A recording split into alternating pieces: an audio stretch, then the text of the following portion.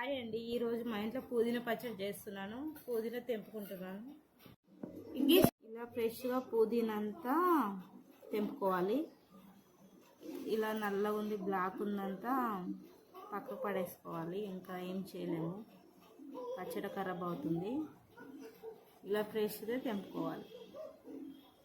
Okay, పుదీనా పచ్చడి చేస్తున్నాను. కొన్ని పల్లీలు వేసుకుందాం. ఆయిల్ వేసాను, కొన్ని పల్లీలు వేసుకుందాం. చాలు, పల్లీలు వేయించుకుందాం.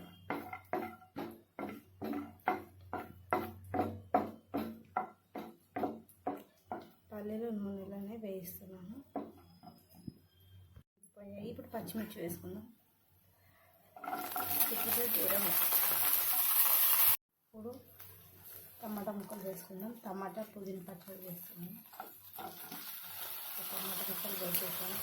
టమాటాలు కొంచెం వేగిన తర్వాత పుదీనా వేసుకుందాం. మూత పెట్టేసుకుందాం. ఓకే, మగ్గుతుంది.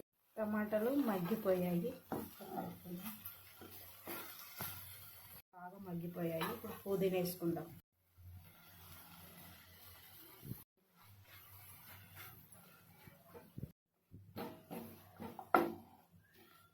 బాగా కలుపుకోవాలి. చింతపండు, కొంచెం జీలకర్ర, ధనియాలు వేసుకుంటే కూడా బాగుంటుంది, కానీ ధనియాలు లేవు. జీలకర్ర, చింతపండు, ఎల్లిపాయలు. మూత పెట్టేసుకుందాం. మగ్గుతాయి.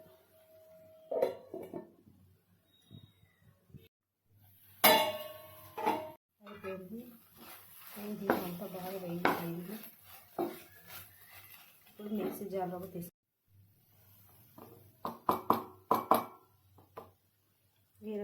వేరే స్పూన్ తీసుకుందాం.